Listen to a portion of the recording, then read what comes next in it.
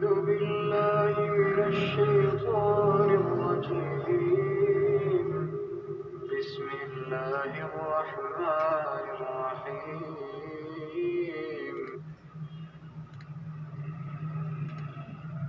حتى إذا بلغ مغرب الشمس وجدها تغرب في عين حمئة ووجد عندها قوما قلنا يا ذا القرنين إما أن تعذب وإما أن تتخذ فيهم حسنا. یہاں تک کہ جب سورج کے غروب ہونے کی جگہ پہنچا تو اسے ایسا پایا کہ ایک کیچڑ کی ندی میں ڈوب رہا ہے اور اس ندی کے پاس ایک قوم دیکھی. ہم نے کہا ذوالقرنین تم ان کو خواہ تکلیف دو خواہ ان کے بارے میں بھلائی اختیار کرو، دونوں باتوں کی تم کو قدرت ہے. قال أما من ظلم فسوف نعذبه ثم يرد إلى ربه فيعذبه عذابا نكرا. ذوالقرنین نے کہا کہ جو کفر و بد کرداری سے ظلم کرے گا اسے ہم عذاب دیں گے، پھر جب وہ اپنے پروردگار کی طرف لوٹایا جائے گا تو وہ بھی اسے بڑا عذاب دے گا. وَأَمَّا مَنْ آمَنَ وَعَمِلَ صَالِحًا فَلَهُ جَزَاءً الْحُسْنَى وَسَنَقُولُ لَهُ مِنْ أَمْرِنَا يُسْرًا. اور جو ایمان لائے گا اور عمل نیک کرے گا اس کے لیے بہت اچھا بدلہ ہے، اور ہم اپنے معاملے میں اس پر کسی طرح کی سختی نہیں کریں گے بلکہ اس سے نرم بات کہیں گے. Until, when he reached the setting of the sun, he found it as if setting in a spring of dark mud, and he found near it a people. Allah said, O Dhul-Qarnayn, either you punish them or else adopt among them a way of goodness. He said, as for one who wrongs, we will punish him. Then he will be returned to his Lord, and he will punish him with a terrible punishment.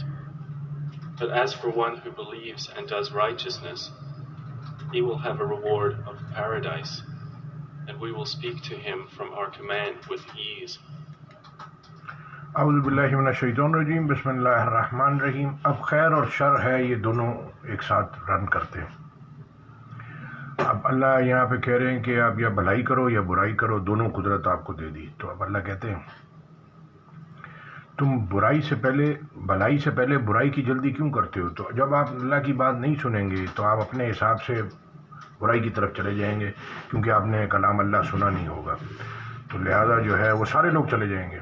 تو اب یہ یعنی کہ جیسے ادھر صفا مروہ ہوتا ہے، کبھی ادھر کبھی رائٹ کبھی لیفٹ، تو اسی طرح اللہ انسان کو پہلے دنیا دکھاتے ہیں، ساری چیزیں دکھاتے ہیں، پھر اس کے بعد اپنا انٹروڈکشن کراتے ہیں تاکہ جہنم سے بچ جائے اور اب جو اس کی غلطیاں ہیں اس کو معاف کرے. تو یہ قرآن بھی اس لیے اترا ہے کہ شفا نور ہے، ہدایت ہے، رحمت ہے اللہ کی طرف سے. تو یعنی کہ آپ نے اگر سن لیں گے آپ کی نسلوں کے اندر یہ آ جائے گا. اس کو سننا ہے، سمجھنا ہے، پھر اس پہ عمل کرنے کی کوشش کرنی ہے. یہ اتنا سا میسیج ہے. اب یہ کلیئرنگ کا کام بھی نہیں ہے. پورٹوں کے حالات بہت خراب ہیں، کسٹم پورٹ سب جگہ بیک لاگ، کیچڑ، گارا، ٹریفک جام بند. یعنی کہ آدمی جہاں اس نے باہر اگر اس کی زندگی 10 سال کی ہے، اگر وہ باہر جیتا ہے 10 سال، تو یہاں 2 سال 3 سال میں وہ اس کی ٹکٹ کٹ جائے گی. یعنی کہ اتنا ٹینس اور پریشر، اور مطلب پانی نہیں ہے، گھر جاؤ بجلی نہیں ہے، گیس نہیں ہے، ٹریفک میں کوئی راستہ نہیں دیتا. دیکھیں اگر آپ چاہتے ہیں آپ کا پروویژن بڑھے، آپ کا رزق بڑھے، تو پوری دنیا پورا قرآن اجر بڑھے. اور میں اللہ کہہ رہے ہیں ایک جگہ کہ میں کیا تم کو بتاؤں کہ بہترین تجارت یہ ہے کہ مال اور جان سے اللہ کی راہ میں جہاد کرو. جب تک کاروبار بزنس چل رہا ہے، انسان کو پیسہ مل رہا ہے، فائدہ مل رہا ہے، اگر وہ بند ہو گیا تو اس کا فائدہ بھی بند ہو گیا. لیکن یہ جو اللہ کے دین کا کام ہے اس کو اجر مرنے کے بعد بھی ملے گا. اور ویسے دنیا کے کام جتنے بھی یہ کرتا ہے، ریٹائر ہوگا یا مر جائے گا تو اس کا اکاؤنٹ بند ہو جائے گا. لیکن یہ اللہ کے ساتھ میں کھلا رہتا ہے. اسی طرح سے جو ہمارے بزرگ چلے گئے ان کا بھی اکاؤنٹ کھلا ہوا ہے، جو نئی نسل آ رہی ہے اس کا بھی، جو آگے آنے والی ان کا بھی کھلا ہوا ہے اللہ کے پاس. تو ہمارا بھی کھلا ہوا ہے. تو آپ اور ہم جو نیک عمل کرتے ہیں اس کا پارٹ جاتا ہے ایک پرانے لوگوں کو، ایک نئے لوگوں کو، کیونکہ پرانے لوگوں سے ہم بنے، ہم سے نئے لوگ بنے. تو یہ کر کے ہے. تو اس لیے اپنا اکاؤنٹ اللہ کے ساتھ ریکنسلیشن کریں اور اللہ کی بات سنیں سمجھیں. اور جو ہے وہ ابھی وہ مطلب جو ہے وہ دکھاتے رہتے ہیں کہیں آدمی ظلم کر رہا ہے. وہ تو نہیں کم دکھاتے کہ عورت ظلم کر رہی ہے آدمی پہ، وہ تو کم ہی نظر آتا ہے، لیکن یہ زیادہ نظر آتا ہے. تو لہٰذا اللہ کہہ رہے ہیں جب قرآن پڑھا جائے تو خاموش رہو اور توجہ سے سنو تاکہ تم پہ رحم کیا جائے۔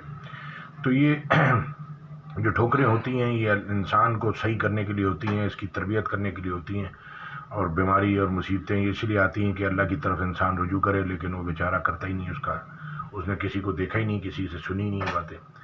تو اب یہ جیسا قرآن ہے ویسا آپ کے آگے رکھ دیا، اب اس کے اندر کوئی ملاوٹ نہیں ہے اور اس میں جھوٹ کا بھی دخل نہیں ہے۔ پھر آخر میں اپنی جو چھوٹی سی بات کرنی ہے وہ میں کرتا ہوں، تو یہ ہے، تو لہٰذا جو علماء کرام ہیں ان سے بھی درخواست ہے کہ پہلے اللہ کی بات بتائیں، پھر اللہ کے رسول صلی اللہ علیہ وسلم کی حدیثیں بتائیں، پھر اپنا تجزیہ جو آپ نے تجربہ حاصل کیا، جو آپ سمجھتے ہیں اچھی باتیں۔ جزاک اللہ خیر۔ اللہ کہہ رہے ہیں کہ پاک بات کی مثال پاک درخت کی سی ہے جس کی شاخیں بلند ہیں، اور ناپاک بات کی مثال یعنی کہ ناپاک درخت سی ہے جس کی نہ شاخیں مضبوط ہیں نہ اس کی وہ تنے مضبوط ہیں۔ جزاک اللہ خیر۔ وہ زمین سے اکھاڑ لیا جائے۔ تو اللہ کہہ رہے ہیں ایک جس نے اپنی عمارت کی بنیاد تقویٰ پرہیزگاری پہ رکھی وہ اچھا ہے، یا ایک جس نے اپنی عمارت کی بنیاد گر جانے والی کھائی کے پاس رکھی وہ اس کو لے کے دوزخ کی آگ میں گر گئی۔ تو اب یہ اللہ کہہ رہے ہیں ہم نے طرح طرح سے انسان کو نصیحت کی، لیکن اکثر لوگوں نے انکار کے سوا قبول نہیں کیا۔ تو یہ ادھر سے سوچنا ہے اور ادھر سے سمجھنا ہے، تو یہاں تک پہنچتا نہیں ہے۔ تو اس لیے لوگ جو ہے وہ اگریسو ہیں، یعنی کہ انتہا پسند ہیں، رشتوں میں بھی دین میں بھی انتہا پسند ہے۔ دین میں اللہ کہہ رہے ہیں اس میں زور زبردستی نہیں ہے۔ تو اللہ کے رسول کو فرمایا کہ آپ چاہتے ہو کہ زبردستی لوگوں کو مسلمان کرو، زبردستی نہیں ہے، جو چاہے وہ اپنے پروردگار کی طرف اپنا ٹھکانہ بنا لے۔ پھر اللہ کہہ رہے ہیں تم جبھی چاہو گے جب تمہارا رب چاہے گا، اللہ چاہے گا تو آپ کو ہم کو سمجھ میں آئے گا، نہیں تو نہیں آئے گا۔ جزاک اللہ خیر۔ السلام علیکم و رحمۃ اللہ۔